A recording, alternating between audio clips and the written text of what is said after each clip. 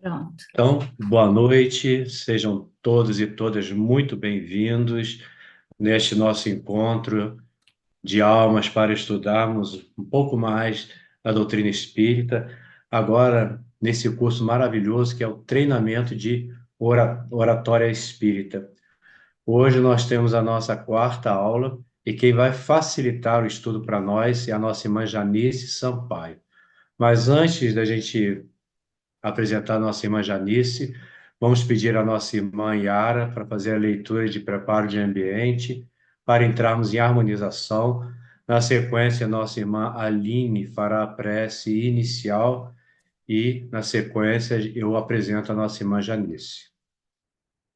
Bem, Yara, é com você.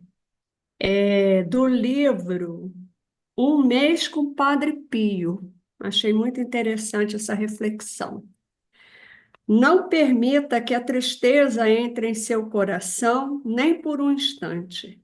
Ao contrário, procure viver cada momento na paz e no gozo de Deus.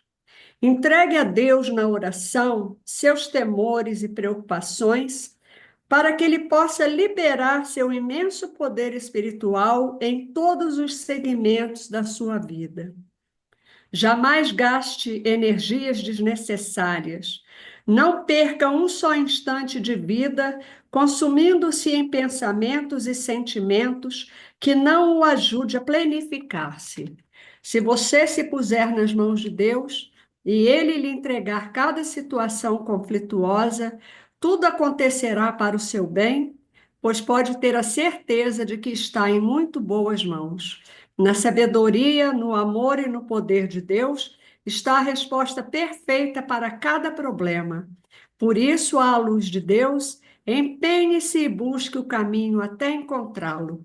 Enquanto isso, no processo de busca, seja receptivo, sensível, afetuoso e dócil.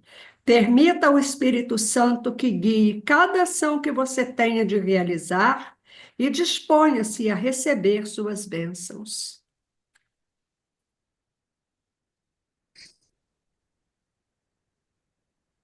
Boa noite a todos. Querido Deus, Pai de amor e bondade, Jesus, nosso querido mestre, guia e amigo de todas as horas, aos nossos benfeitores e aos benfeitores da nossa querida irmã Janice, agradecemos a mais essa oportunidade de estarmos aqui empenhados em divulgar a nossa querida doutrina espírita que tanto nos auxilia. Que possamos aprender bastante e que possamos continuar nessa seara do bem. Graças a Deus, que assim seja. Então, meus irmãos, sejam todos mais uma vez bem-vindos à nossa reunião. Pedir a gentileza àqueles que não forem, né, atuar nesse primeiro momento para colocar os seus microfones de modo, né, silencioso, para que não haja nenhuma interferência na apresentação do estudo da nossa irmã Janice. Também dizer, né, que esse estudo, né, esse curso é promovido pelo Oitavo Conselho Espírita de Unificação aqui de Nova Friburgo. Nossa irmã Janice Sampaio, ela é expositora da doutrina espírita, ela dirige grupos mediúnicos, ela é atual presidente da Casa Espírita Allan Kardec de Lumiar. E hoje ela vai, né, falar sobre, né, o expositor espírita. Então, nós vamos passar a palavra para a nossa irmã Janice, ela vai falar, depois reservará algum tempo, né, no finalzinho, para que tiramos dúvida e possamos acrescentar, né, e interagir com a nossa irmã. Então, com a palavra, a nossa irmã Janice. Seja muito bem-vinda, querida. Muito obrigada. É uma alegria para o meu coração poder estar aqui em torno do Evangelho de Jesus, convocando as criaturas a serem divulgadoras dessa doutrina tão maravilhosa que esclarece, que consola, que nos convida à evolução. Então, é uma alegria poder estar fazendo parte desse grupo e dividir aqui o fruto dos meus estudos. Embora seja oradora há muitos anos, a gente vive aprendendo então é uma grande oportunidade para o meu aprendizado também. Não sou dona da verdade, o que eu vou trazer aqui são os meus olhares em cima de uma apostila que foi proposta pela casa, onde tem os ensinamentos básicos. Mas dizer também que um orador, ele tem, antes de tudo, que ter muita vontade, um orador espírita, né? Muita vontade de servir a Jesus. A oratória espírita não é um desfile de vaidades. Ocupar a tribuna espírita não é falar em nome próprio.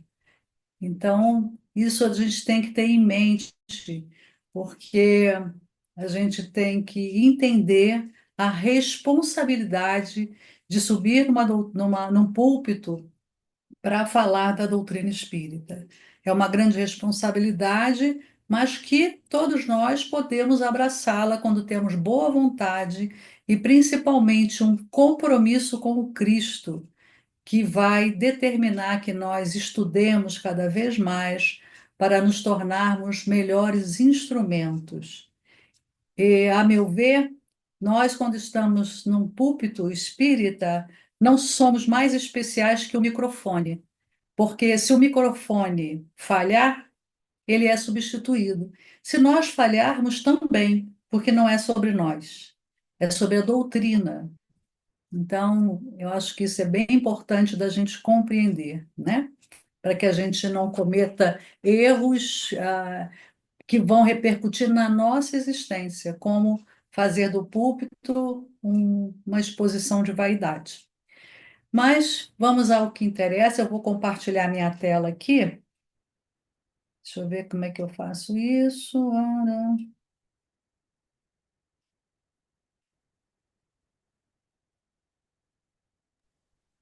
O verdinho, Janice. Eu vou achar aqui, está aberto, tá?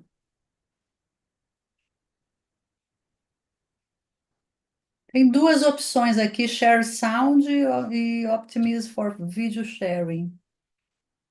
Não sei se eu marco em alguma ou se eu não marco. Marquei tudo. Vamos lá, vamos ver se vai dar certo. Tá, apareceu. Apareceu? Uhum. Só está com a tela do Eu estou PowerPoint tentando com botar aquelas em modo laterais. exposição. É. E agora, está no modo exposição? Tá ótimo, tá sim. Ok. Ué, ficou com um negócio aqui na frente da minha tela, peraí.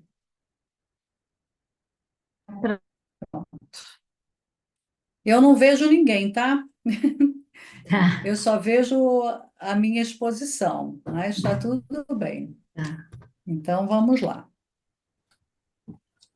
E agora que não passa? Passa o mouse assim em cima na lateral esquerda da tua tela que vai aparecer umas setinhas.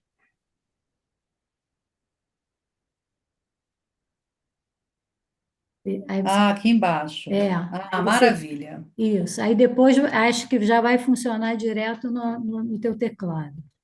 Maravilha. Então, aqui eu trouxe para a gente poder ir seguindo exatamente o que tem na nossa apostila, né? Então, leitura e interpretação de texto. Levando-se em conta que para toda palestra há um texto base, seguem abaixo as etapas para uma boa leitura e compreensão textual.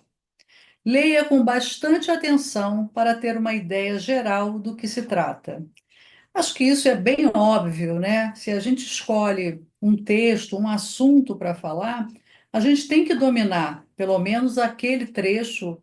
Por exemplo, se a gente vai falar um trecho do Evangelho segundo o Espiritismo, a gente tem que se debruçar em cima do texto para compreendê-lo, para a gente poder passar com uma autoridade aquele texto. Então, ler com bastante atenção várias vezes para que a gente possa, compreendendo o texto, poder passar. Procure ler mais de uma vez o mesmo texto, pois dificilmente aprendemos todo o alcance da mensagem em uma única e rápida leitura. Marque as palavras que desconhece, a fim de pesquisar o significado. Eu costumo dizer que doutrina espírita nos dá não só uma compreensão da vida espiritual, mas também nos traz uma bagagem cultural muito grande, porque nós vamos nos deparar com a literatura, na literatura espírita com muito vocabulário novo para nós. Eu me lembro que há 30 anos, quando eu comecei, deve ter uns 30 mais, tinha 20 e poucos anos, mais de 30 anos eu comecei a ler os livros de Joana de Ângeles e muitas palavras eu parava ali porque eu não entendia. E eu comecei a anotar num caderninho do lado, para eu não ter que ir ao dicionário, porque na época não tinha Google, né? Hoje é fácil. Então eu comecei a fazer um glossário da linguagem de Joana de Ângeles. E aí, volta e meia, eu pegava o caderninho e ia lendo o que se tratava. E aos poucos, aquelas palavras que Joana usa no seu vocabulário passaram a integrar o meu vocabulário. Então, tem horas que até em alguma palestra eu solto uma dessas palavras e eu tenho que dar o sentido, né, o sinônimo, para que as pessoas entendam, que é uma coisa também importante que a gente faça. Se nós, numa palestra, formos usar uma palavra difícil, é bom que a gente dê o sinônimo, para que ninguém perca aquela intenção da palavra, né? Observe que o pensamento do autor é organizado em início, meio e fim. Assim como toda exposição verbal, um texto também possui introdução, desenvolvimento e conclusão. Então, sempre que a gente vai ler uma crônica, um livro, um texto, a gente vai encontrar essa mesma estrutura. O autor, ele primeiro introduz aquele tema, vai dizer do que se trata, depois ele vai desenvolver aquele tema, explicando nas minúcias, e no fim ele vai fazer um arremate, uma conclusão.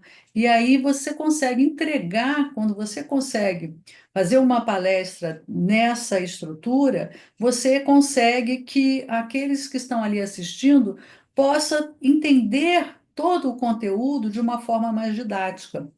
Então, verifique em cada divisão as ideias mais importantes, ou seja, as ideias mais importantes nessas três partes, que formam a estrutura da argumentação. Essas ideias servirão como argumentos da exposição. Identifique a ideia central, afinal, todo o texto foi escrito para explicá-la. Procure simplificar ao máximo as ideias escolhidas. Por quê? Qual é o objetivo da oratória espírita? É levar o conhecimento do Evangelho de Jesus. E quando a gente vai falar numa casa espírita, o público é heterogêneo. Tem pessoas mais letradas, tem pessoas menos letradas. Então, uma palestra espírita, uma palestra pública, ela tem que ser voltada a todo aquele que entra numa casa espírita, inclusive aqueles que são iletrados. Então, ela tem que ser simples, tem que levar de uma forma simples para que, de fato, ela possa acolher a todos. Observe que o pensamento do autor é organizado em início, meio e fim. Assim como toda exposição verbal, um texto também possui introdução, desenvolvimento e conclusão. Verifique em cada divisão as ideias mais importantes, aquelas que formam a estrutura da argumentação. Essas ideias servirão como argumentos da exposição. Identifique a ideia central, afinal, todo o texto foi escrito para explicá-la. Isso aqui eu já tinha lido. Não passou. Estou repetindo. Perdão, gente.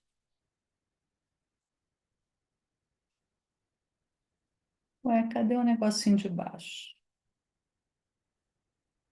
Apareceu. Agora foi. Fases da elaboração da exposição. A escolha do tema. O assunto a ser abordado será fornecido pela instituição que o convida, ou, em alguns casos, ficará de sua livre escolha.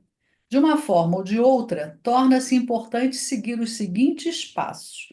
Então, a maioria das casas, quando te convida, pelo menos as que eu falo, né, aqui e em outros estados também, geral, quando elas convidam assim um palestrante de fora e tal, elas te deixam livre com o tema.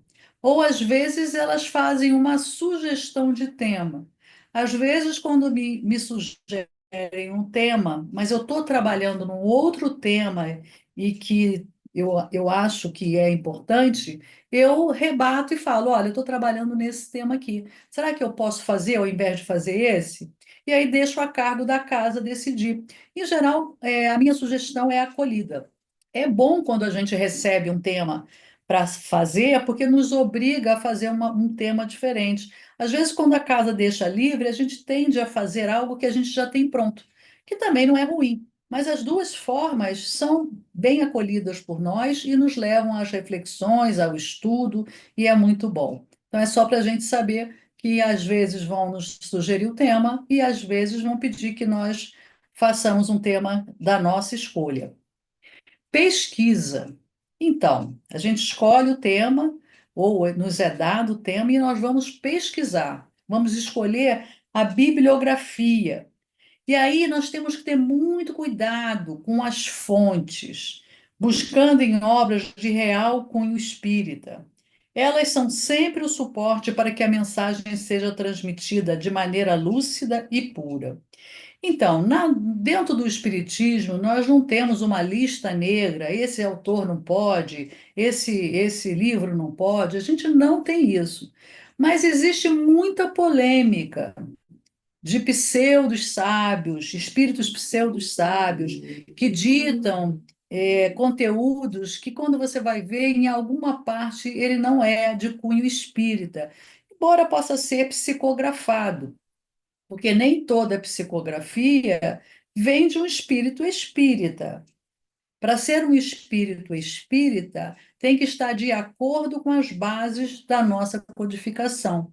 Então, eu sugiro aos novatos que ainda não tenham um caminho muito largo pela seara espírita, que não tenham lido muitas obras, que não estejam com toda a codificação já apreendida, que não se afastem dos livros clássicos. Nós temos uma gama de autores maravilhosos, pela psicografia de Chico Xavier, que alguém autorizado a falar de doutrina espírita, gabaritado, que não há nenhuma controvérsia. Divaldo Franco tem uma bibliografia vastíssima, com vários irmãos mentores que vêm trazer obra grandiosa para a nossa compreensão da doutrina, que são as obras subsidiárias da doutrina.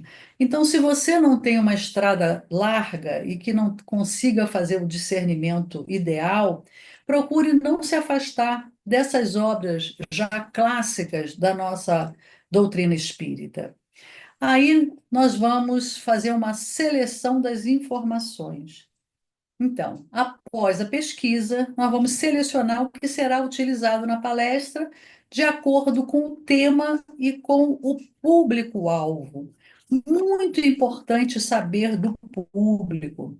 Há muitos anos atrás, eu fui convidada para fazer uma palestra era um aniversário de uma casa, e era uma casa que eu não conhecia, era a primeira vez que eu ia. E eu preparei uma palestra na época com PowerPoint, elaborada, né? Aniversário da casa, a gente sempre capricha um pouco mais.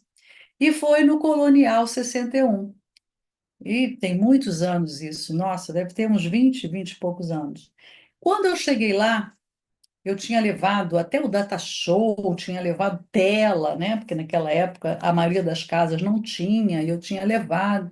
Eu nem tirei, quando eu cheguei lá e vi o público, eu nem tirei nada de dentro do carro. Eu cheguei lá e falei de improviso baseado no Evangelho de Jesus, porque o público era muito simples, pessoas muito simples mesmo.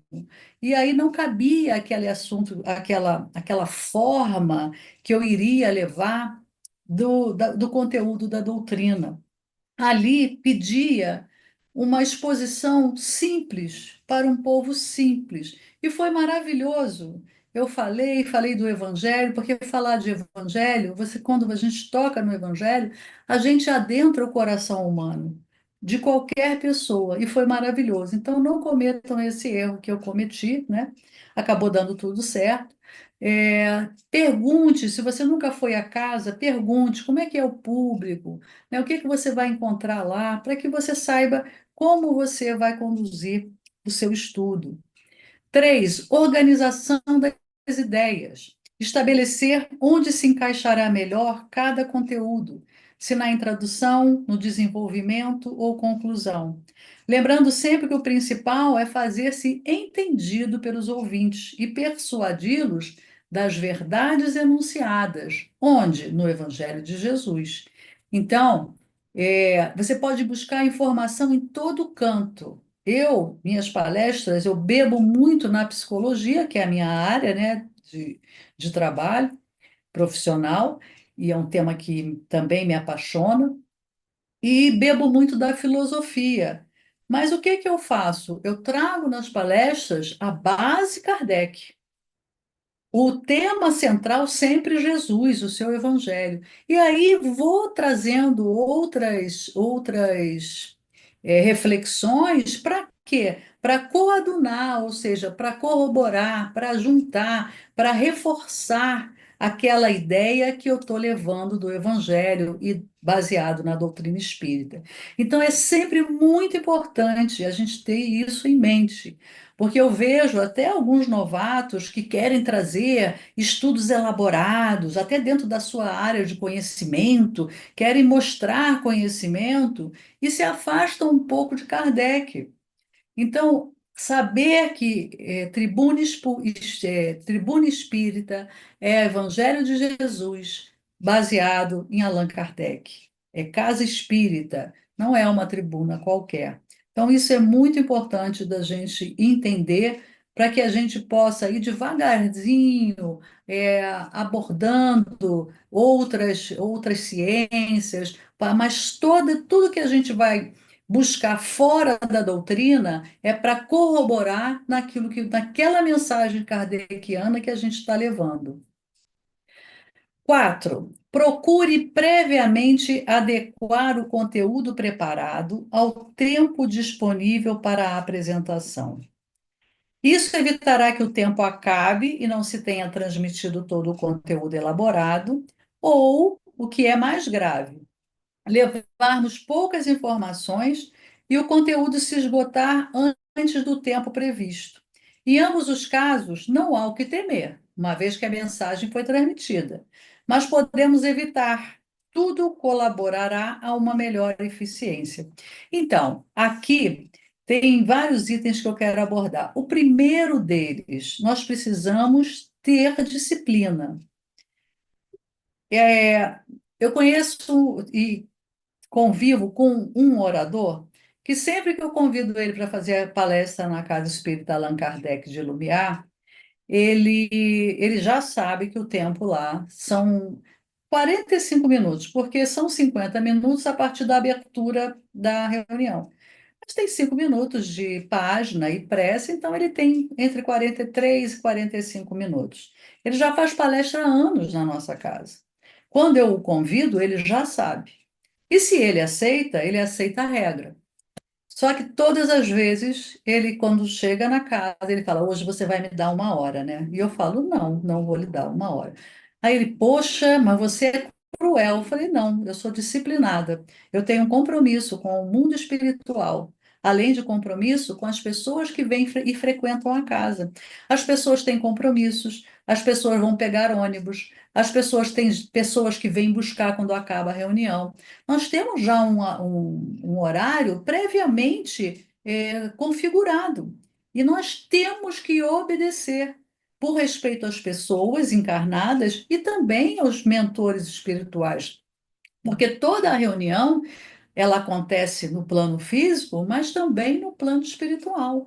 Então, quando alguém é convidado para falar numa casa, pergunte: quanto tempo eu vou ter? Ah, 40 minutos. 40 minutos livres? Ah, não, 35, porque tem abertura. Ah, ok. Para você poder se adequar àquele horário. Se você não consegue, por exemplo, fazer uma palestra no Fraternal, por exemplo, segunda e quarta-feira são 30 minutos. Se a pessoa não consegue falar em 30 minutos, quando o Francisco convidar, fala assim: Francisco, muito obrigada, mas eu não consigo falar em 30 minutos, não vou aceitar. E pronto, tá tudo bem. Fale em outras casas onde o tempo é maior.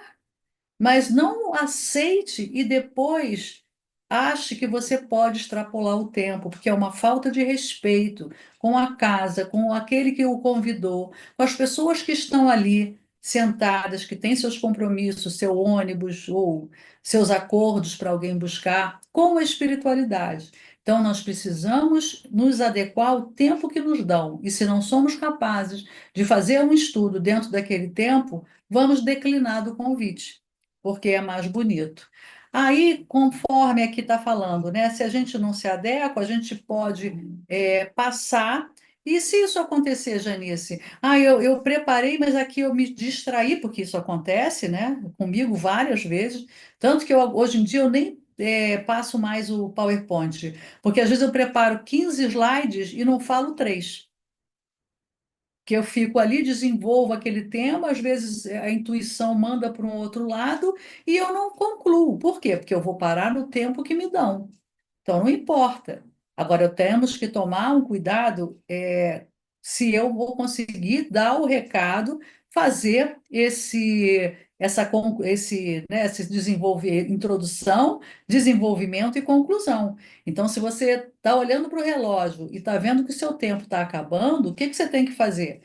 Eu vou fazer a conclusão. Então, você caminha para a conclusão, para não deixar aquele tema solto. Agora, tudo isso a gente vai pegando na prática. Então, é sempre bom você fazer o quê? Fazer um ensaio do seu estudo em casa, sozinho, apresentando para o espelho, para você mesmo, falando em voz alta e medindo o tempo, porque isso vai evitar que você tenha contratempos. Agora, tem outra coisa, por exemplo, na Casa Espírita Allan Kardec, em Lumiar, nós damos até, né, até começa 20 horas até 20h50. Mas aí eu falo sempre para o orador: olha, você tem até 20h50 para concluir seu estudo. Se quiser parar antes, não tem problema. Pode parar com meia hora, com 20 minutos. Se a pessoa foi ali, deu o seu recado e acabou, não tem problema. Em geral, isso não acontece. Uma vez ou outra, a pessoa acaba com 40 minutos, por aí. Mas tem casas que não permitem. O GEL, Grupo de Estudos Espíritas Legionários da Luz, eles querem que você faça 1 hora de palestra. E se você não faz, eles não gostam, eles te chamam a atenção, porque eles gravam, né, botam no YouTube e eles querem que sejam palestras de 1 hora. Mas isso já é dito. Também, se você não consegue falar por 1 hora e for convidado para lá, é só não aceitar, tá bom? Reflexão sobre o tema. Acrescentar a experiência pessoal sobre o assunto, evitando falar de si mesmo. Então, se você tem uma experiência pessoal que vai acrescentar naquele tema, que é relevante, você pode até contar. Mas se você vai falar de si mesmo, como eu já vi orador falar, pois é, mas certa vez quando eu estava na Espanha e falou algo que não tinha nada a ver com o tema. O que que foi aquilo? A pessoa queria dizer que esteve na Espanha. Então, temos que ter cuidado com isso. A gente vai falar da gente mesmo? É relevante para o assunto, para o público, isso que eu vou falar? Ok, então vai servir como exemplo. Se não, é melhor a gente evitar. Fixação do conteúdo. Nós temos que ter esse conteúdo que nós vamos levar já bastante estudado. Sétimo, memorização dos tópicos. A gente não vai memorizar a palestra toda, mas os tópicos que a gente vai abordar, a gente já tem que ter em mente para poder, não, quando eu vejo às vezes oradores fazendo isso, está com as folhas de papel. Quando acaba aquela folha, ela passa a outra e ela meio que se perde, porque ela, eu acho que não tinha ideia do que viria depois. Então, é pelo menos a impressão que eu tenho. Eu sou muito observadora do humano, né?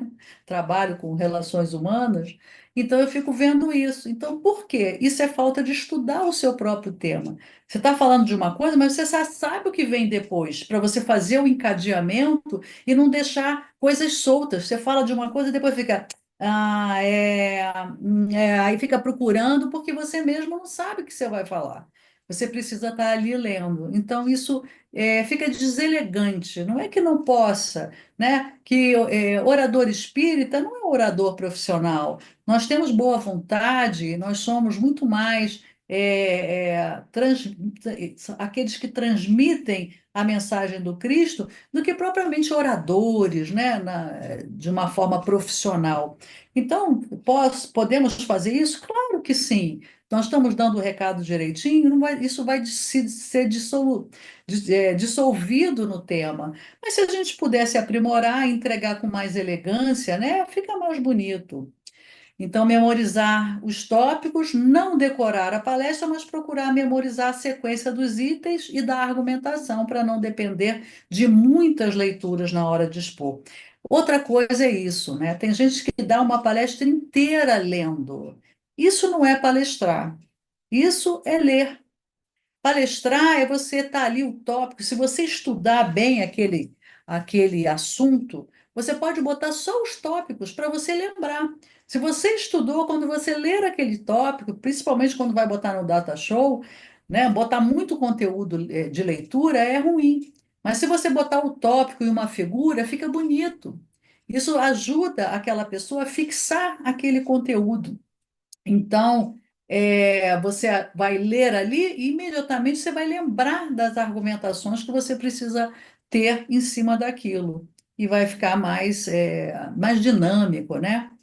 Conhecimento do público, que eu já tinha dito lá no início, né? É importante se ter uma ideia dos ouvintes que nos esperam, a idade do público, a condição intelectual, que a gente já falou, embora a mensagem seja a mesma e os princípios inalteráveis, princípios espíritas, a maneira de expor varia de acordo com o público, a fim de se fazer melhor entendido.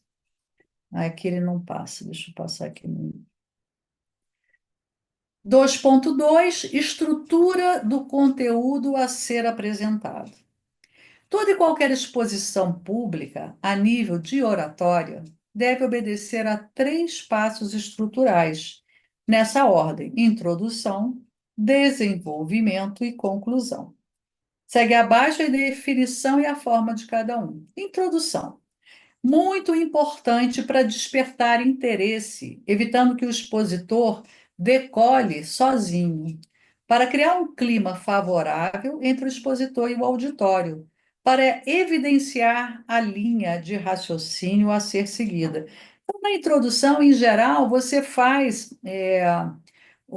passa pelo assunto levemente, ou você diz, por exemplo, o que você vai falar. Então, hoje nós estamos aqui para refletir sobre a lei de causa e efeito. Pronto.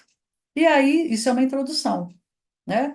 E antes disso, né, esqueci de falar, todos nós que falamos no público, a gente acaba criando algum bordão para iniciar, né? Então, quando eu começo, eu cumprimento a todos, né? Boa tarde a todos. E eu sempre falo daquilo que me toma. É uma grande alegria estar aqui com todos, em torno do Evangelho de Jesus, né? Esse geralmente é o meu introito, mas cada um vai buscar o seu. É o que? É uma forma, porque dá um frio na barriga, não para todo mundo, para mim também, que já falo há 40 e tantos anos no público, também me dá frio na barriga. Você vai falar, né, para um público ali, você tem a responsabilidade de não estar falando em nome próprio, sempre vai dar uma certa friozinho na barriga, uma certa insegurança. Então, essa forma da gente iniciar, que a gente já tem decorado, que já até, né, já está, para mim, já está até no inconsciente, eu já nem penso, estou falando, isso ajuda a gente a começar a palestra, a se lançar ali naquele público. E é uma forma bacana de se começar, que a paz do Cristo esteja convosco, enfim, qualquer coisa assim que você vai buscar que tenha a ver com o seu coração, para que aquilo saia espontâneo, para que aquilo saia de fato com autoridade emocional. Então, é bem bacana. Aí depois você introduz, como eu falei, né? Então, queridos irmãos, aqui eu trouxe os meus estudos para dividir com todos. Hoje nós vamos refletir a respeito da lei de causa e efeito, que é um dos pilares da nossa doutrina espírita, é um dos 5 princípios básicos. Pronto, aí, né? Aí, aí você começa, então, o outro ponto que aqui ainda fala da introdução. Então, a introdução nunca deve ser utilizada desperdiçando tempo. Ah, isso aqui é bem importante mesmo. Para explicações e pedidos de desculpa, como, por exemplo, desculpem por estar com problemas na garganta. Desculpem, pois sou um espírito muito inferior para tratar de um assunto tão elevado. Desculpem, porque foi muito difícil preparar o tema, pois fui convidado de última hora. Ou então, né, para os novatos, ai, desculpe, porque é a minha primeira palestra. Não falem nada disso. Porque você pode estar nervoso, você pode ter acontecido o que foi que aconteceu, o público não precisa saber. Principalmente, ai, eu estou nervoso porque é a primeira vez. Por quê? Eles vão olhar para você com um olhar julgador. Ah, então vamos ver se serve mesmo para ser orador. Gente, ser humano é cruel, entende? Então, assim, não precisa disso, né? Não precisa. Eu já tive oradores que estavam super nervosos, que foi a primeira vez lá na casa, e depois eu sabia que era. E foi super bem, ninguém percebeu nada. E eu que sabia que era a primeira vez da pessoa, e já levei várias pessoas de primeira vez na nossa casa, né? Eu sabia e eu percebia que ela estava nervosa. Mas o público não, porque a pessoa foi bem. E no final a pessoa falou: Ai meu Deus, eu estava tremendo. Eu falei: Eu sei, mas ninguém notou. Mas se a pessoa fala, fica pior, porque aí todo mundo fica lá já esperando e é desnecessário, né? E também falar de algo que também é desnecessário, que aconteceu. Ah, foi difícil preparar o tema. O que que o público tem com isso? Se você achou difícil e está reclamando, não fizesse, né? Então, assim, a gente tem que ir lá e dar o nosso recado com alegria e entregar da melhor forma possível. Pode-se iniciar uma introdução com informações que evidenciem a relevância e aplicação do tema, como uma pergunta que force o público a pensar, atraindo a sua atenção, como uma citação pertinente ao tema, com a narração de um fato ou conto, com a exibição de uma imagem ou gravura, com a definição de palavras-chave, etc. Então, nessa introdução, né, você vai dar aquela iniciada, vai dar uma passada pelo tema e histórias são muito boas para se começar um estudo. Histórias que têm a ver, lógico, com o tema, que aí você conta a história, ou às vezes mesmo você vai falar sobre um trecho do Evangelho. Então, na introdução, você pode ler aquele trecho e depois desenvolver em cima do mesmo. Agora passamos ao desenvolvimento. Já fizemos a introdução. Essa é a parte mais importante da exposição. É onde se encontra a essência da questão. No desenvolvimento do tema, recomenda-se definir a ideia-mãe ou essência do que se quer provar ou demonstrar através da palestra. Exemplo, tema, obsessão. Qual é a ideia-mãe? A cura da obsessão está ligada à reforma íntima do obsidiado. Então, o desenvolvimento vai ter que ser em cima disso. Dividir o tema em tópicos, o que faculta uma exposição didática, facilita a compreensão do tema por parte do auditório, dá mais segurança ao expositor que se vincula a um roteiro. Então, tópicos, isso é ótimo. E como eu falei, né, quando você está com o tema bem estudado, você coloca o tópico e você lê o tópico e você já sabe o que você precisa falar ali em cima. Exemplo, tema, Deus, divisão, conceito, atributos, provas da existência. Então, esses vão ser os tópicos. O tema central é Deus e os tópicos seriam esses. C. Utilizar evidências, fatos, estatísticas, citações, exemplos, estudos científicos, tudo que possa reforçar as informações que estão sendo prestadas, né? Então, a gente pode se utilizar para essas evidências. Utilizar a leitura de mensagem de sustentação, que, no entanto, não deve ultrapassar o tempo máximo de 3 minutos, né? Sempre que a gente vai fazer uma leitura ali. Assinalar a autoria das partes do texto, pelo menos no resumo escrito na palestra, para facilidade de informação ao auditório, se preciso for. Então, isso é importante. Você vai citar algum autor, algum trecho de livro, você cita o autor para que não pareça que você está fazendo um plágio, né? Então, se a frase não é sua, você cita ali no seu texto uma frase de Sócrates, de Platão, do cientista tal e tal, para que isso fique bem claro. Depois, por último, a conclusão ou síntese.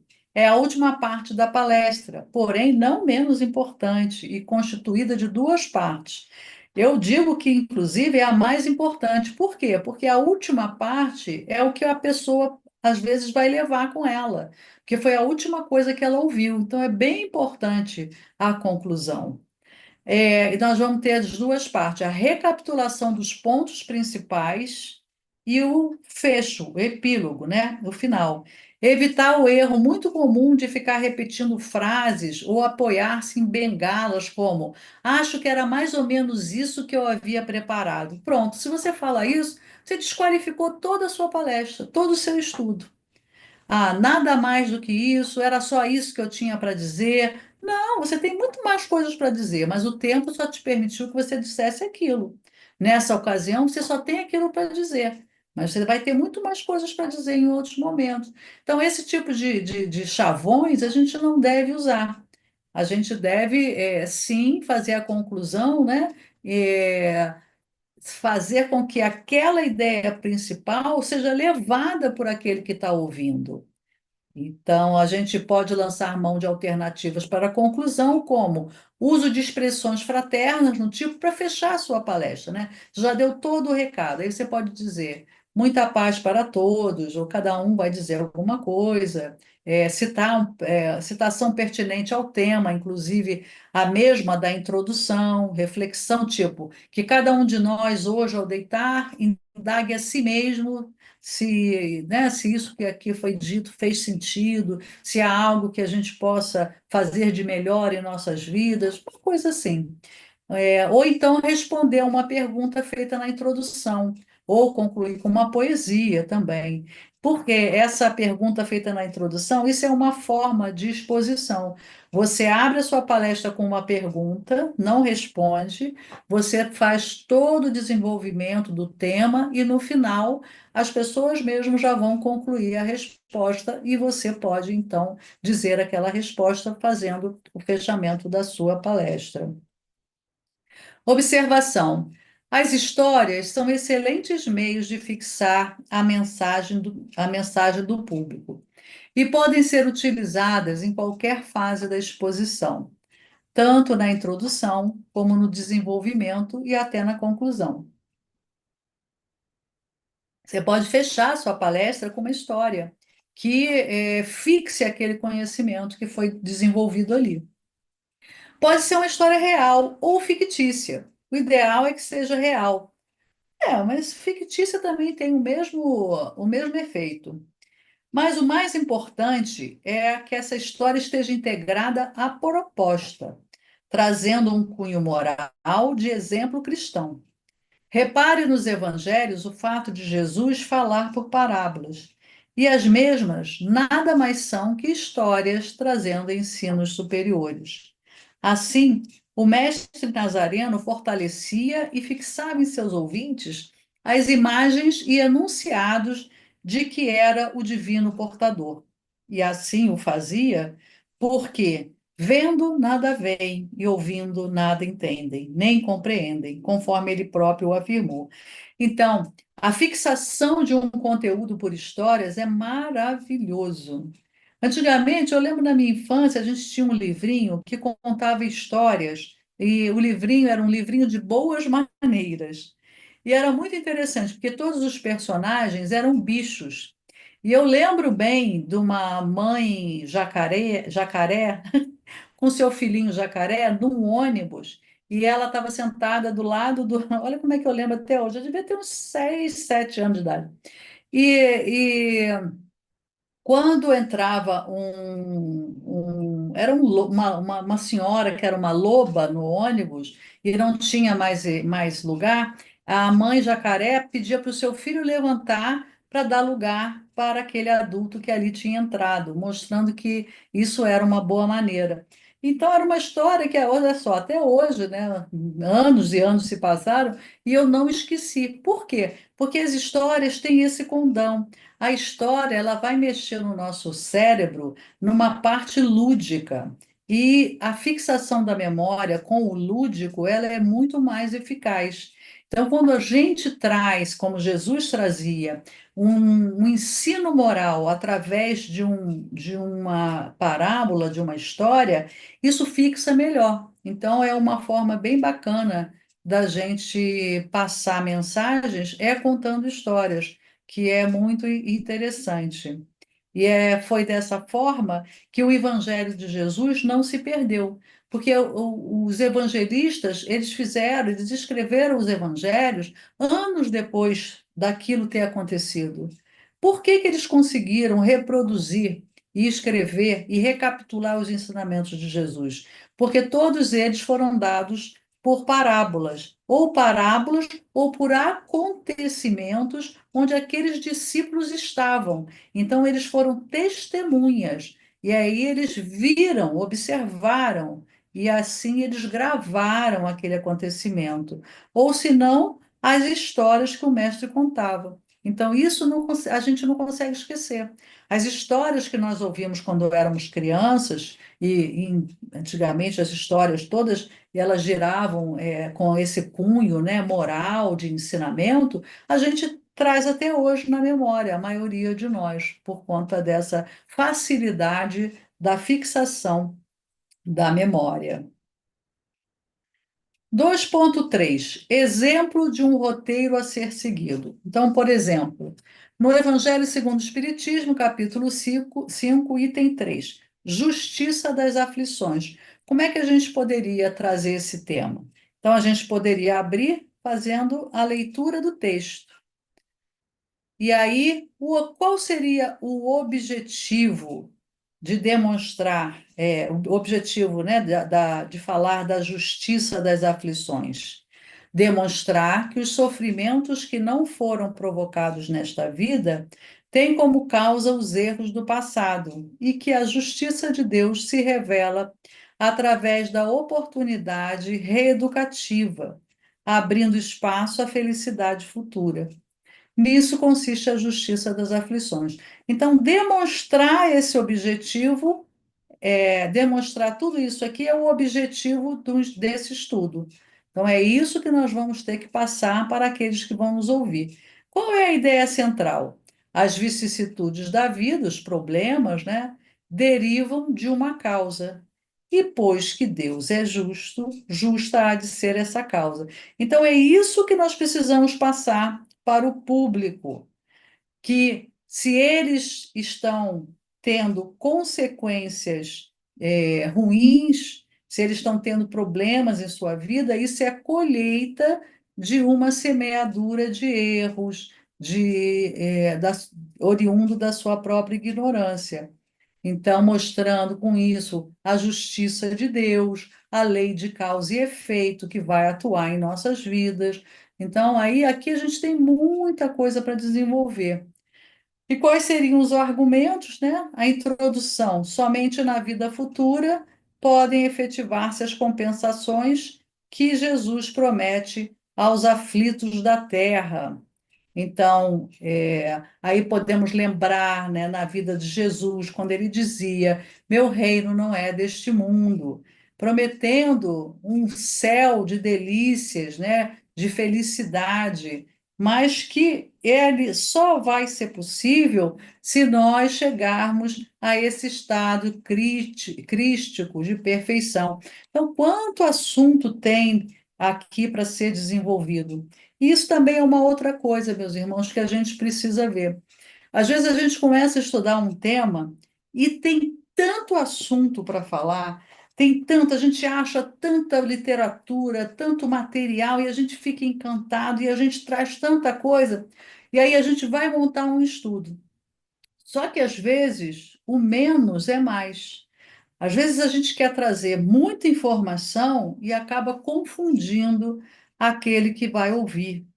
Então, também tomar esse cuidado, porque se a gente traz informação demais, e às vezes num tempo curto, onde a gente não consegue desenvolver cada informação devidamente, a gente pode confundir mais do que explicar.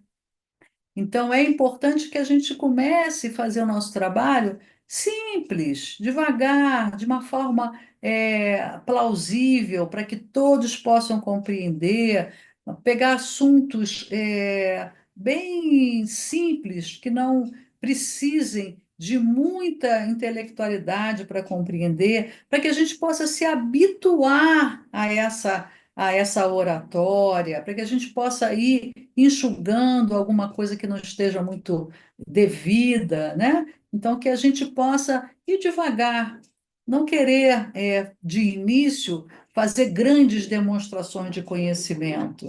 Vamos devagar, vamos tateando, vamos ter a humildade de fazer estudos enxutos, que de fato deem o seu recado, que entregue esse Jesus que consola para aquele que vai estar lá muitas vezes aflito, que ele não quer saber de muitas informações, o que é perispírito, o que ele não quer. Ele quer saber que Jesus o ama. Ele quer saber que daqui a pouco ele vai estar fazendo melhores escolhas, que ele vai poder olhar a vida de uma outra forma, ou que ele daqui a pouco ele vai poder abraçar o seu ente querido que ele acha que perdeu para a morte. Então são esses assuntos consoladores que nós devemos levar na tribuna espírita. Tribuna espírita tem que dar consolo para aqueles que lá vão. Claro que a gente está ali para levar conhecimento, porque, como disse o Espírito de Verdade, espíritas amai-vos, e eis o primeiro ensinamento, e espíritas instruí-vos, eis o segundo, mas a gente pode tatear isso com mais tranquilidade, para não deixar nunca, em nenhuma palestra, de falar do amor do Mestre Jesus por nós.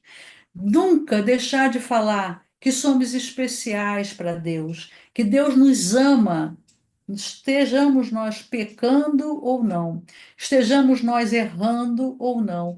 Então, esse é o maior conhecimento que eu acho que nós devemos levar aos nossos irmãos de humanidade, que ele é um filho amado de Deus, que Jesus está ombro a ombro com cada um de nós. Basta que nós tenhamos olhos de ver. Então, nunca deixar de levar na tribuna esse amor que consola, esse amor que nos dá a tão sonhada paz, que é estar nessa imanência de Deus. Depois, no desenvolvimento, né, daquele assunto, a fé no futuro consola, mas não explica as anomalias, que nós estamos falando das vicissitudes, né? Então, Deus necessariamente tem todo o poder, toda a justiça, toda a bondade, e não pode agir caprichosamente nem com parcialidade. Então, aqui a gente estava falando, né, a ideia central, as vicissitudes da vida derivam de uma causa. E pois que Deus é justo, justa há de ser essa causa. E aí, quando a gente vai para o desenvolvimento, a gente vai tocar nessa fé no futuro que consola, que nós vamos estar na presença do Pai, mas ela não explica, por exemplo, você ter um filho especial, você ter uma doença genética. Então, como é que nós vamos explicar essas anomalias? Como é que nós vamos explicar essas dores do mundo? Necessariamente nós vamos explicar através da lei de causa e efeito, mostrando que Deus não castiga, que Deus é misericordioso, bom, misericordiosamente bom, justo. Ele tem todo o poder, toda a justiça, toda a bondade e não pode agir caprichosamente, ou seja, com parcialidade. Então, a gente vai explicar para esse público que, sendo Deus justo e bom, tudo que ele permite há que ser justo e bom. Como justo? Justo porque se nós estamos colhendo dor, nós plantamos dor. Então, essa é a justiça de Deus. Mas nós podemos minorizar essa dor à medida que nós a compreendamos, à medida que nós mudemos a nossa forma de agir. Então, é esse o esclarecimento que consola. E, por último, a gente deveria levar, então, a conclusão, né, desse assunto. Deus, por meio dos ensinamentos de Jesus e da palavra dos Espíritos, doutrina espírita, pôs os homens na direção da causa dos sofrimentos, porque os julgou maduros para compreendê-la. Quando que Deus nos julgou maduros para compreender essas causas? No advento do Espiritismo, né? Século XIX, século das luzes, onde o iluminismo já estava aí abrindo as portas para outro entendimento, menos materialista. Então, vem o Espiritismo para quê? Para explicar por que que nós sofremos, de onde nós viemos, para onde nós vamos. Quer mais consolo do que você saber que o seu sofrimento não é injusto? Porque o que desespera o ser humano é quando ele se vê abraço com dores e ele, por exemplo, uma pessoa que nessa vida é sensata, é honesta, é boa de coração, e ela se vê, por exemplo, tendo um filho arrancado do seu seio para os braços da morte. E ela fala: Poxa, o que que adiantou eu ser boa? Eu fazer isso, fazer aquilo, olha a dor, olha o que Deus me fez. Isso cria revolta. Agora, quando ela compreende que ali está atuando uma lei de justiça, de amor, ela passa a compreender aquilo que está acontecendo, não que ela não vá mais sofrer, mas ela não vai se desesperar, ela vai ser consolada. E é essa a mensagem maior do Espiritismo: é trazer o consolo, é trazer a explicação que consola os nossos corações, que faz com que as nossas consciências aflorem para compreender as leis que nos regem, as leis do universo. Essa é a doutrina maravilhosa que nós abraçamos, que nós estamos aí a querer divulgar. Por quê? Porque certamente essa doutrina entrou no coração de cada um de nós que está aqui. E nós, por gratidão a tudo que a doutrina nos entrega, nós queremos então partilhar esse ensinamento com os nossos irmãos, né? Como diz Emmanuel, a maior caridade que podemos fazer pela doutrina espírita é a sua divulgação.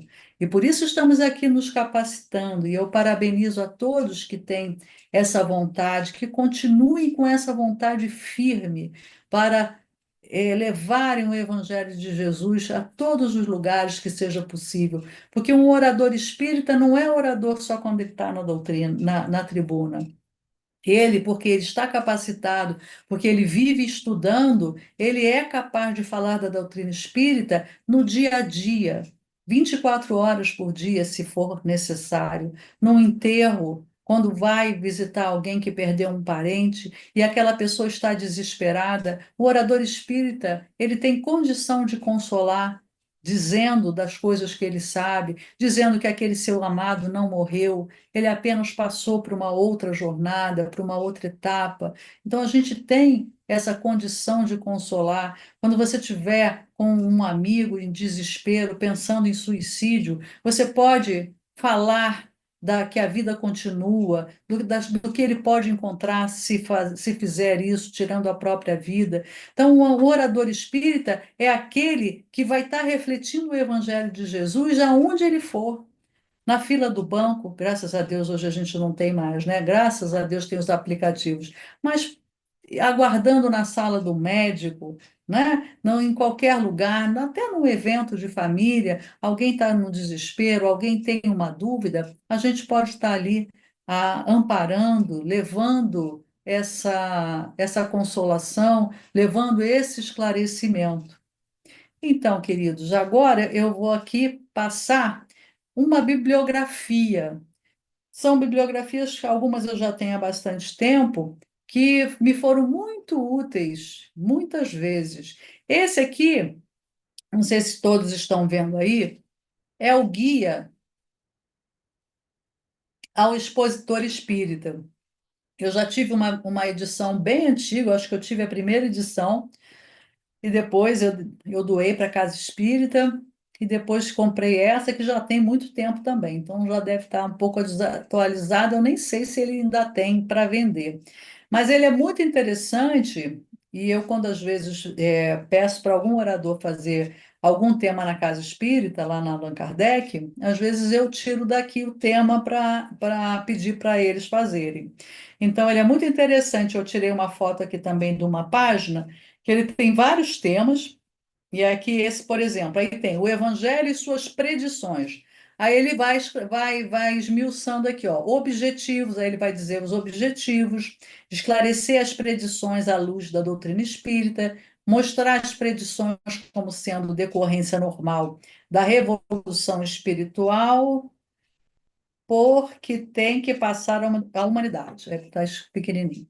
Aí ele vem, introdução, esclarecer sucintamente sobre a existência das profecias bíblicas em todas as épocas, para situar melhor o tema. Desenvolvimento. Desenvolver o tema com base no capítulo 16 do livro A Gênese, Allan Kardec, enriquecendo-a com exemplos do capítulo 17 do mesmo livro. Aí depois ele traz conclusão. Concluir de conformidade com o mesmo capítulo, né? Sinais dos tempos, deixando uma mensagem otimista, ressaltando a transformação progressiva da humanidade.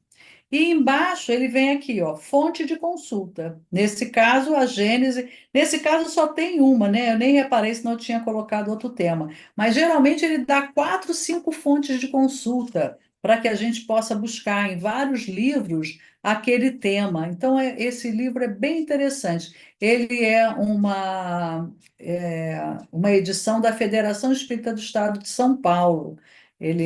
Quem fez essa compilação foi Carlos Eduardo da Silva, que é da área da federativa da Federação Espírita de São Paulo. Ele é muito interessante, eu não sei se conseguem achar, eu acho até que não sei, depois Francisco pode dizer se tem na biblioteca do Fraternal. Aqui tem mais 2 livros que eu costumo usar bastante também. Tem esse Vademecum Espírita, está na 6ª edição, mas também já tem bastante tempo que eu tenho ele, tá?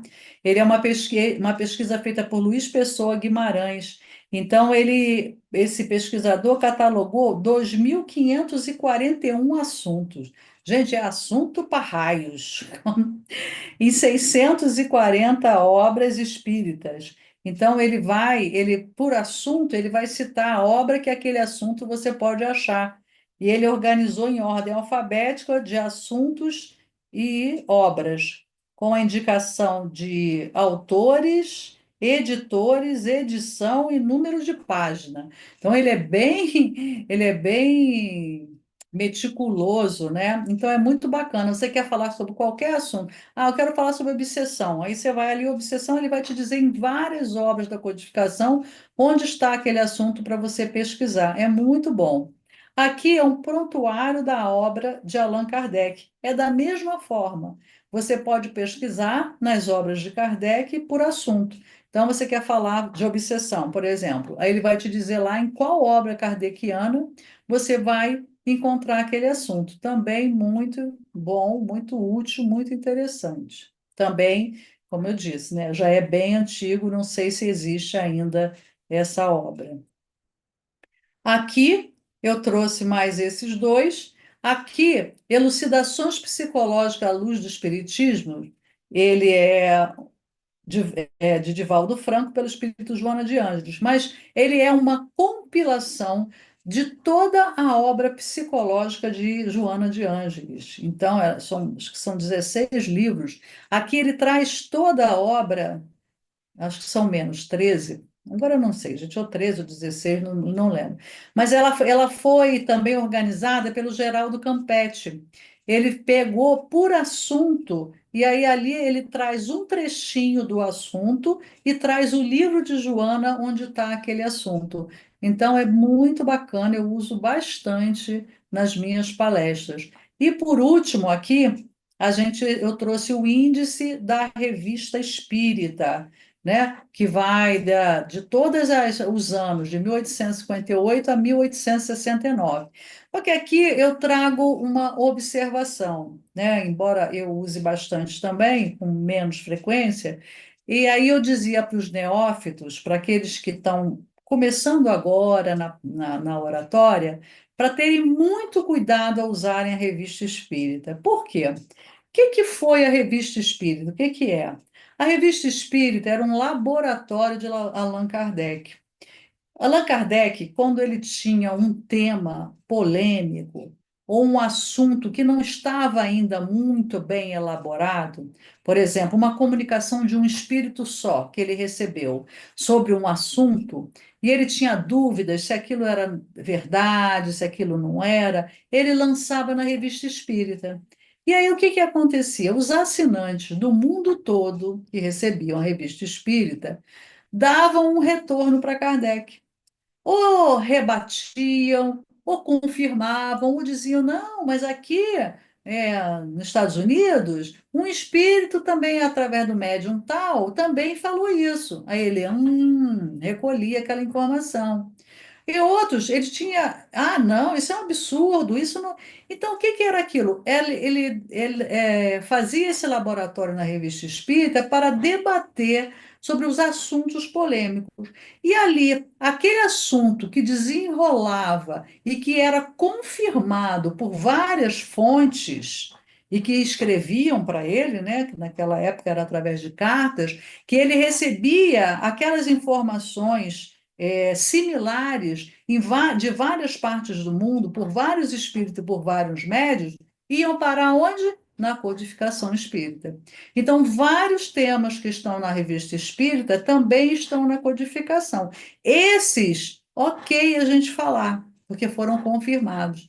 Mas tem vários assuntos que estão na revista espírita e que não foram confirmados, foram temas que ficaram esquecidos porque não ganharam essa confirmação, essa autoridade de verdade, tá bom? Então, isso a gente precisa prestar bastante atenção para que a gente não traga na tribuna espírita temas polêmicos. Recentemente, eu assisti uma palestra de um orador já veterano, mas que ele trouxe um assunto muito controverso, para mim, inclusive. E como eu conheço esse orador, eu fui até ele e falei: da onde você tirou essa informação? E ele falou: da Gênese. Aí eu peguei a Gênese na casa e ele me mostrou. Essa informação poderia ter essa interpretação. E aí eu perguntei para ele, mas eu não estou vendo isso aqui. Ele falou, não, mas é. Eu falei, bom, é a sua interpretação. Não, não é a minha, é de fulano de tal. Esse fulano de tal é um orador espírita muito polêmico. E aí eu fui atrás do assunto, achei um vídeo desse orador falando sobre isso. Mas só ele interpreta assim. Ele interpretou assim, e esse outro orador assistiu, acho que é aquilo, e repetiu. Mas não tem nenhuma outra comprovação. Então eu acho isso muito perigoso, a gente trazer isso. E outra coisa, para quê? Para que nós vamos levantar esse tipo de assunto numa tribuna pública? Não é um laboratório de ideias, não é um grupo fechado onde a gente até pode debater, né, qualquer coisa. Não, é um público que está ali heterogêneo, que vem em busca de consolo, e você vai trazer algo que vai causar mais incômodo do que consolo, algo que vai causar espécie, que vai causar espanto. Para quê? Então, meus irmãos, lembrar sempre: tribuna espírita é Evangelho de Jesus, é Kardec, é consolo, é amorosidade, é abrir o coração desses irmãos que lá vão com o coração às vezes sangrando, que a gente possa abrir o nosso coração na tribuna como se fosse o próprio Mestre Jesus a acolher esses irmãos em sofrimento, a esses irmãos que às vezes já bateram as portas de vários lugares, não encontraram respostas e venha às nossas casas em busca dessas respostas. Que nós tenhamos essa resposta, que é a resposta do amor, para entregar para esses irmãos que nós não sabemos como estão por dentro. Era esse o recado que eu queria trazer para todos nós na noite de hoje. E agora vou ler a última frase aqui, que alguns podem não estar vendo. Se nossos propósitos forem bons, atrairemos bons espíritos que sempre nos ajudarão a servirmos mais e melhor ao Mestre Jesus.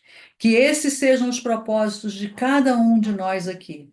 Servir ao Mestre Jesus, servir a nossa amada doutrina espírita e servir ao nosso próximo como esse veículo de consolo e de amor.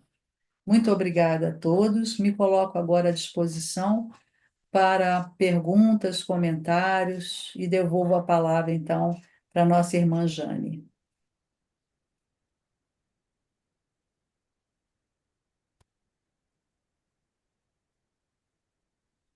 Então, vamos agradecer a nossa irmã Janice pela sua belíssima exposição, por facilitar essa aula para a gente.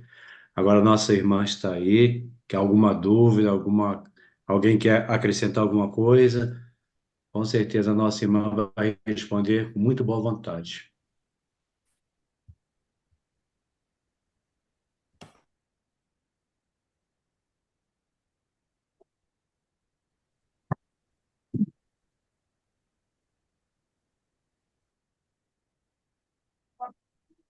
Pode comentar, meus irmãos. Não precisa ficar constrangido.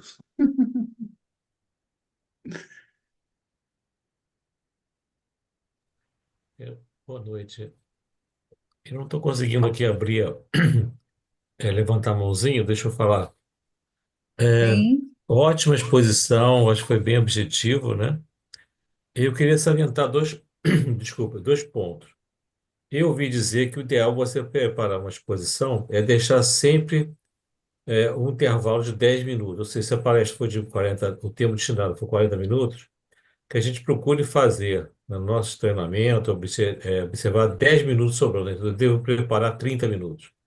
Para que a gente tenha um espaço, não só para a nossa tranquilidade, como para a intuição que vai vir. Isso é bom, Janice? olha, eu acho que a gente tem que preparar para o tempo que a gente tem, mas a gente tem que ter flexibilidade. Flexibilidade, né? Então, e cada um tem que saber de si. Eu, por exemplo, eu falo muito. Então, às vezes, antigamente eu preparava um monte de slide. Hoje eu já vi que eu tenho que preparar um pouquinho, porque em cima de cada um, de cada tópico, eu desenvolvo muito. Então, eu passei a colocar poucos tópicos nas minhas anotações, porque eu desenvolvo em cima daquilo, através dos estudos. Então, cada um é que sabe de si. Tem gente que vai precisar ter esse preparo todo para o tempo todo, porque senão vai se sentir inseguro. E tudo bem, né? Por exemplo, com relação à intuição, eu teve um tempo que eu fazia quase todas as minhas palestras com slides, com fotografia, com imagem, com alguns textos, e projetava para o público. O que que acontecia? Eu ficava presa a passar o slide e a minha intuição era cortada, porque eu me preocupava em passar todos aqueles slides.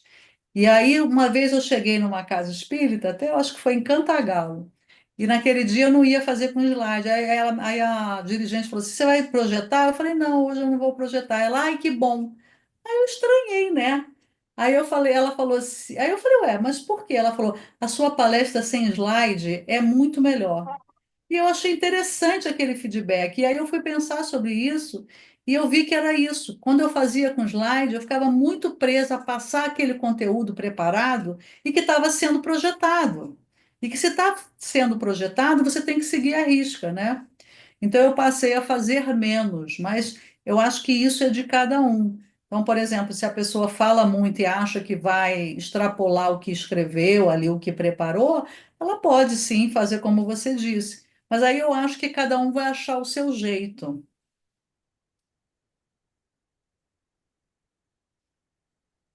Obrigado. Obrigado. Eu que agradeço.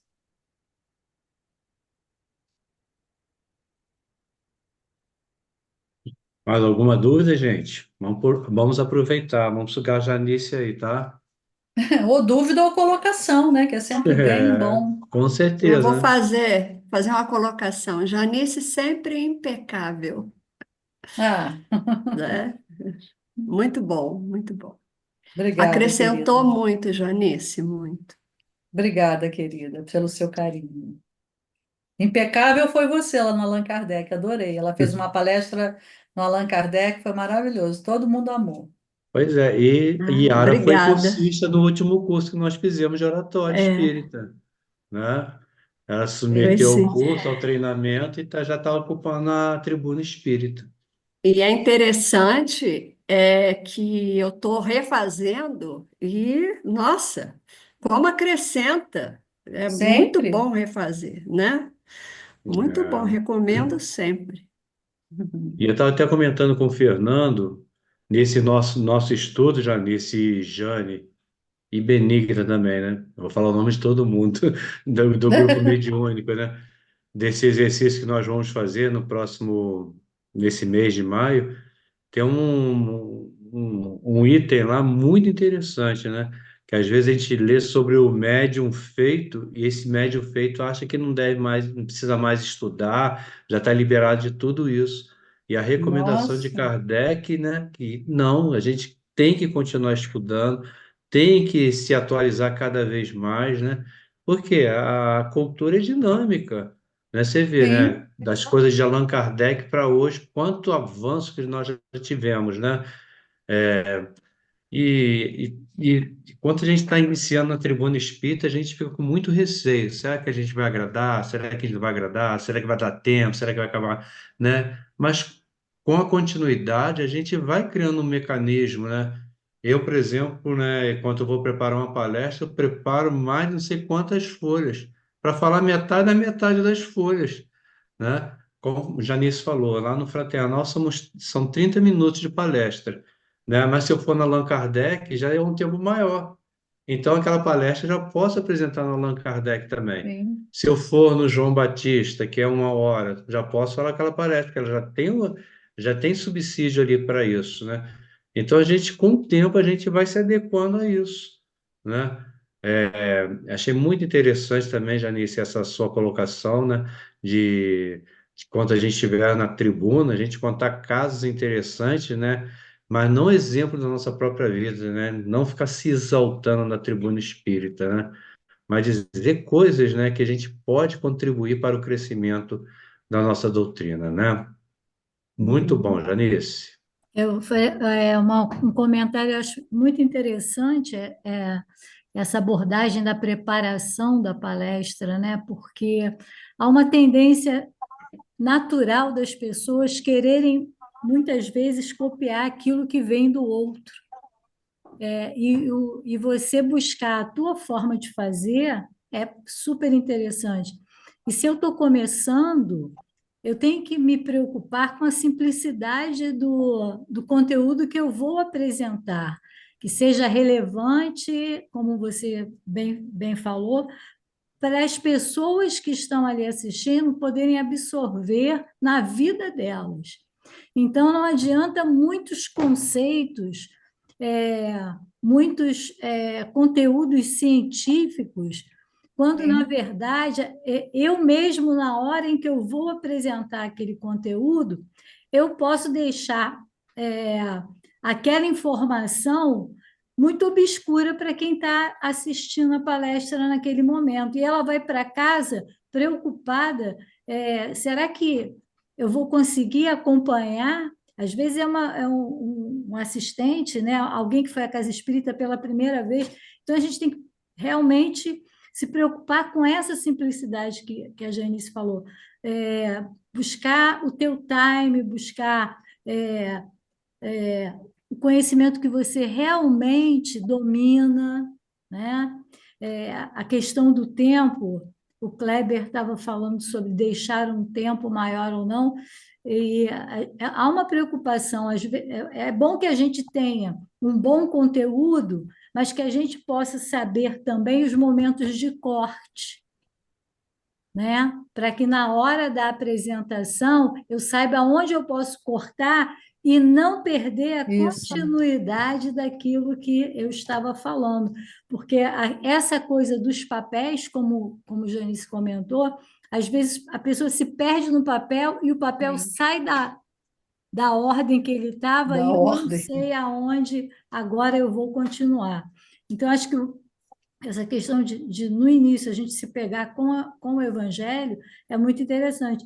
Tem um outro livro que, logo numa das primeiras vezes que eu comecei a fazer palestra, a primeira vez que eu fui fazer uma palestra foi lá em Sumidouro também, viu, Janice?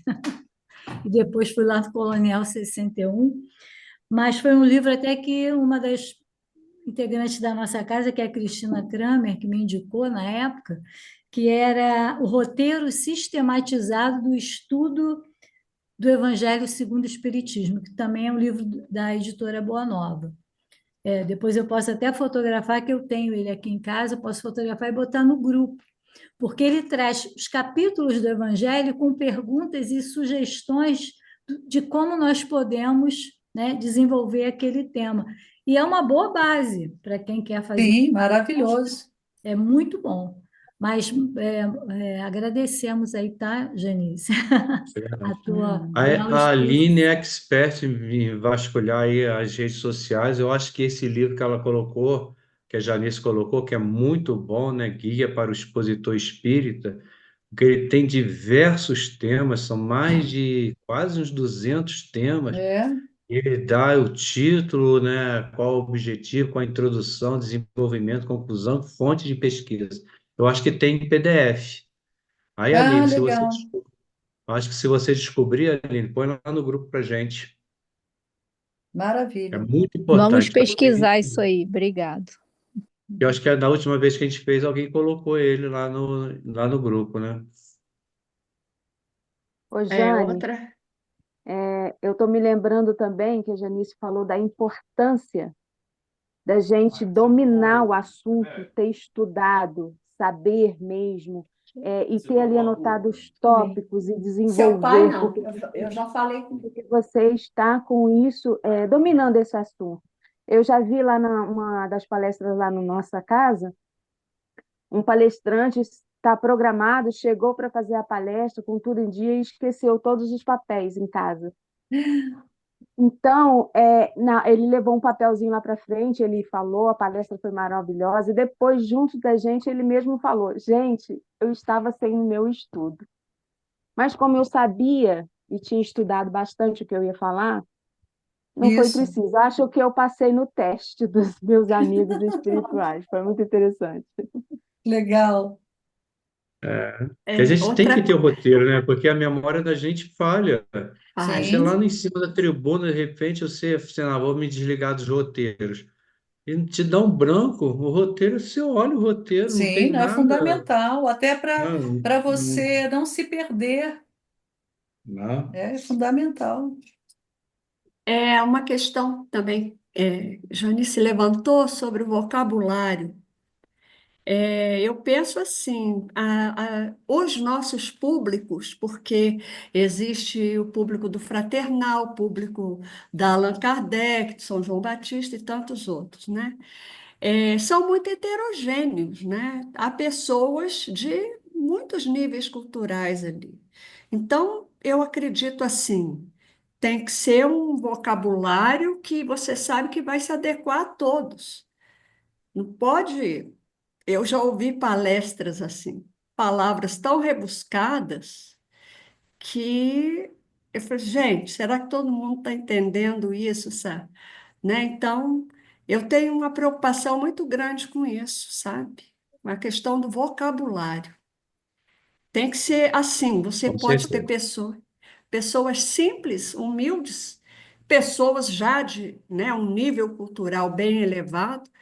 Você tem que fazer de acordo com todos, não é isso, Uhum. Janice? Verdade. Exatamente. Porque quem tem um nível cultural acima entende uma linguagem simples. Isso, Quem tem um isso. nível muito simples não vai entender um nível rebuscado. Então, para atender a todos, a gente tem que ter uma linguagem acessível a todos. E se de vez em quando, porque né, quem lê muito, acaba que você incorpora palavras mais difíceis. Então, se às vezes eu solto uma palavra, se eu percebo que alguém pode não entender, a gente vai dar o sinônimo, né? Sim, Imediatamente. com certeza. É isso. Kleber Olha, levantou Aline, a mão. Eu consegui achar aqui a mãozinha. Não, nesse sentido que a gente está falando, né? A doutrina, a gente tem que lembrar que ela é a racionalidade, né? Ela é a fé raciocinada, mas não é intelectualizada. E é Aham. outra coisa, uma linguagem comum a qualquer classe social é o quê? O amor. Se o expositor tiver tocado por aquele tema, isso já aconteceu comigo. Eu estudei, estava direitinho, tudo organizado, mas eu não estava sentindo o tema. Não foi legal. As pessoas ó, escutam com boa vontade, chegam até a dizer, "Ih, foi legal." Mas não foi, não vai guardar. Então, a questão é, qualquer linguagem comum a toda a classe social é o quê? É o amor, é a nossa vibração, é o consolo. Quando a gente fala com forma amorosa, acolhendo a todos, é a nós mesmos, em primeiro ponto, né? A gente consegue fazer, comunicar as ideias. Eu acho que é isso, né? é isso Sim. aí. Olha, a Aline já botou lá no grupo, tá, gente? Esse livro que a Que Janice falou, rápida! viu? Meus irmãos, pelo adiantar das horas, nós vamos agora agradecer a nossa irmã Janice, tá? Eu que Pela sua, agradeço. pela sua boa vontade, pela sua, né, seu carisma, compartilhar conosco os frutos dos seus estudos. Mês que vem a gente tem aí um encontro marcado, tá? Mês que vem sou eu que vou facilitar o nosso encontro, né? Espero que a Jane e as demais meninas me ajudem aí na mídia, tá bom? E eu pedi alguém para fazer a prece final, mas não estou me lembrando quem que pediu. Eslane, Sou Ah, tá. eu. Eslane. Islane, Islane, Isso, vamos lá? Então, nesse Islane, você momento, pode, ah, pode fazer a prece para nós, querida? posso fazer. Boa noite a todos. Vamos agora agradecer ao Pai a oportunidade, agradecer Janice, que Deus possa dar a ela muita saúde, muita sabedoria, que nós, nesse grupo que estamos buscando conhecimento, que possamos também buscar a presença de Jesus em nossos corações, na nossa fala, nos nossos pensamentos, que quando estivermos diante a tribuna, que possamos olhar a cada irmão como se fosse a nós mesmos, que possamos doar o nosso amor, a nossa fé, a nossa presença e assim trabalharmos no caminho de Jesus, com Kardec, com esses amigos espirituais. Então, Pai, agradecemos a essa noite, a oportunidade que tivemos. Que o Senhor esteja conosco, nos amparando, nos iluminando, para estarmos juntos novamente. Muito obrigada, muita paz a todos e que Jesus nos abençoe. Que assim seja. Graças a Deus.